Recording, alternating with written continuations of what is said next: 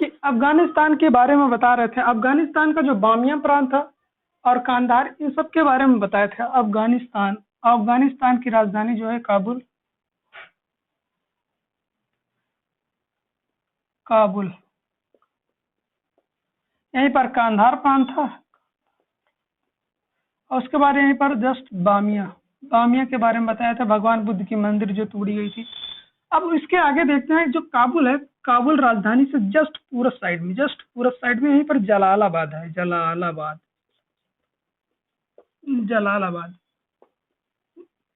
हलालाबाद नहीं, वो हलाला जो होता है वो दूसरा कुछ होता है। हलाला हलाला is non as BB transforming of 1/2 hand.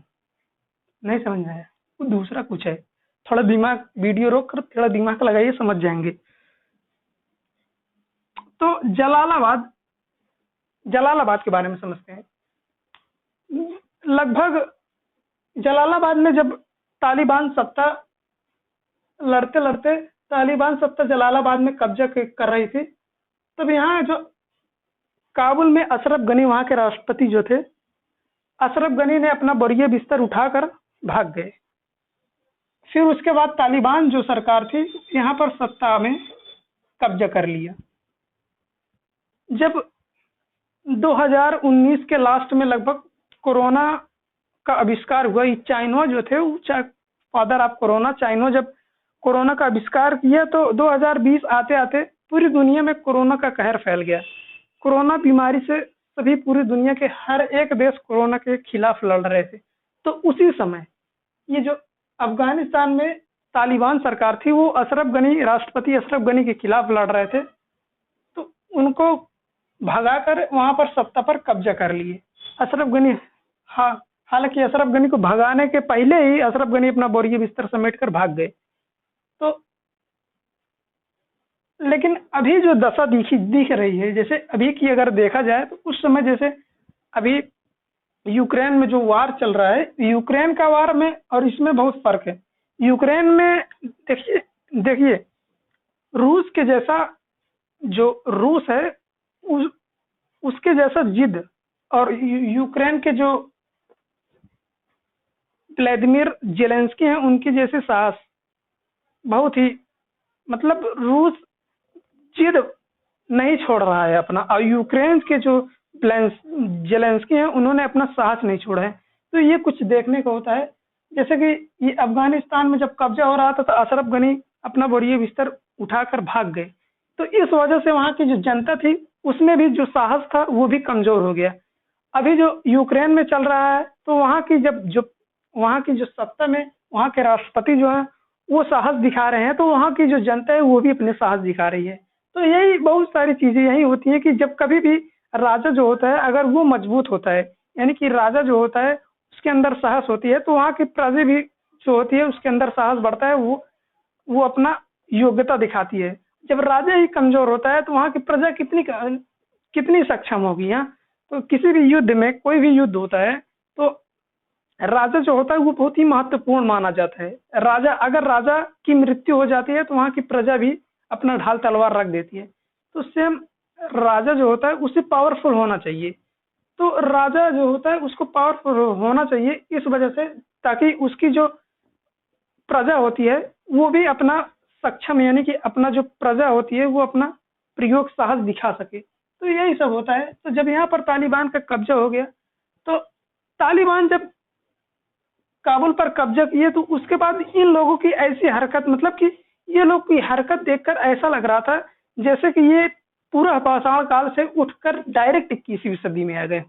गजब हाल है, मतलब बच्चों के खिलौने से ऐसे खेल रहे थे जैसे ये डायरेक्ट अभी अभी तुरंत 21वीं सदी में आए हों।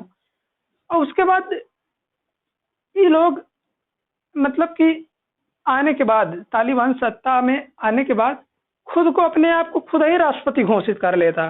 कौन कह रहा था कि मतलब हम राष्ट्रपति हैं, कहा ठीक ठीक तुम राष्ट्रपति हो, ठीक है हम प्रधानमंत्री बन जाते, ठीक ठीक हाँ हम प्रधानमंत्री। कौन कह रहा था हाँ हम विदेश मंत्री हैं, कहा हाँ हाँ बिल्कुल ठीक है तू विदेश मंत्री बन जा। कहा कि हम विदेश मंत्री बन जाएंगे, बाहर से सब खुफिया एजेंसी से जानकारियां लेंगे, बम कैसे बनता है, बम बनाएंगे, मंदिर में मारेंगे, मस्जिद में फोड़ेंगे। उसने कहा हाँ हाँ ठीक है, तू तू विदेश मंत्री लायक ठीक है। फिर किसी ने आया दौड़ते दौड़ते, कहा हम रक्षा मंत्री बन जाएंगे। कहा "हाँ, रक्षा मंत्री क्या जरूरत है, तू रक्षा मंत्री लायक नहीं है, रक्षा मंत्री कोनो काम नहीं है यहाँ पर कोनो का रक्षा नहीं होगा, सबको मार धाड़ करो, मारो हटाओ। फिर कोनो दौड़ते दौड़ते आया, कहा नहीं नहीं, अरे हमको वो बना दीजिए, हम बनेंगे वो शिक्षा मंत्री। कहा है पागल, हटाओ, तो शिक्षा मंत्री कौन है काम का, सच्चा यहाँ पर शिक्षा उक्षा कोनो नहीं दी जाएगी, यहाँ पर सिर्फ बम बारूद गोला बारूद बनाया जाएगा, शिक्षा मंत्री कोनो जरूरत ही नहीं है। अजब हाल है। तो यहाँ पर आने के बाद तालिबान जो आए, तालिबान सरकार के आने के बाद यहाँ पर महिलाओं के लिए थोड़ा बहुत ही स्ट्रिक्ट प्रावधान किए गए, इस महिलाओं के लिए बहुत ही नियम कानून कठोर बना दिए गए। 2000 पहले की सरकार जब थी, इसके पहले भी 2000 के पहले तालिबान का ही सरकार था। उसके बाद लगभग यहाँ पर शिक्षा के मायने में लगभग 38 लाख महिलाओं का एडमिशन हुआ। वहाँ पर शिक्षा व्यवस्था अच्छे से धीरे धीरे शुरुआत हुई, महिलाओं को भी अच्छे से शिक्षा मिलने लगी। लेकिन फिर से अब तालिबान की कब्जा हो गई है, तो कहीं ना कहीं यह डर फिर से बना है कि यहाँ शिक्षा को लेकर, अभी हाल ही में शिक्षा को लेकर यहाँ पर बहुत ही कठोर कानून बना दिया जाता है। लेकिन अब जो राष्ट्रपति अब्दुल बरादर गनीवा है, वो कह रहा है ऐसा नहीं है, हम महिलाओं के लिए अच्छा शिक्षा व्यवस्था बनाएंगे, देंगे, करेंगे। लेकिन पता नहीं क्या तुम करोगे क्या नहीं करोगे। हालांकि ये लोग महिलाओं को शिक्षा व्यवस्था देने में सक्षम, मतलब कि शिक्षा बाहर पढ़ने के लिए नहीं जाने देते हैं, और उसके बाद अगर बाहर महिलाएं निकलती हैं तो उनको किसी न किसी पुरुष के साथ निकलना पड़ता है, अपने घर के सदस्य के साथ। अब बाहर अगर इलाज कराएंगी, किसी भी इलाज कराएंगी अपना, तो वो लेडी डॉक्टर से करवाएंगी। हमको एक बात नहीं समझ में आती कि महिलाओं को आप पढ़ने भी नहीं जाने देते हो, और अगर उनको इलाज करवाना है तो वो लेडी डॉक्टर से करवाएंगे, वो जेंट्स डॉक्टर से नहीं करवाएंगे, यानी कि महिला डॉक्टर से करवाएंगे। एक बात बताओ, जब वो पढ़ाई नहीं करेंगी तो डॉक्टर कैसे बनेंगी? पागल हो, अजब हाल है यार तुम लोगों का, मतलब कुछ भी हद है। खैर, तालिबान है उसके बारे में छोड़िए, आगे देखते हैं। यहाँ के जो फिजिकल यानी कि प्राकृतिक चीजें हैं, प्राकृतिक में जैसे नेचुरल जो होती हैं, यहाँ पर पहाड़ी एरिया ज्यादा है, यानी कि पहाड़ होने के कारण यहाँ पर जो खेती वगैरह उपजाऊ भूमि कम होती है, तो यहाँ पर ज्यादातर जो खेती होती है वो ओपियम की होती है। हम बताया था इसके पहले, यह गोल्डन ट्रायंगल के अंतर्गत आता है। गोल्डन ट्रायंगल के अंदर कौन कौन से आते हैं? ईरान आ जाता है, अफगानिस्तान आ जाता है, पाकिस्तान आ जाता है, इधर पूर्वी साइड में Laos, Vietnam, Verma, Cambodia. Verma यानी कि ये म्यांमार का पहले का नाम वर्मा था। तो ये सब गोल्डन ट्रायंगल के अंतर्गत आ जाते हैं। तो यहाँ पर जो ज्यादातर खेती जो होती है ये ओपियम वगैरह की होती है।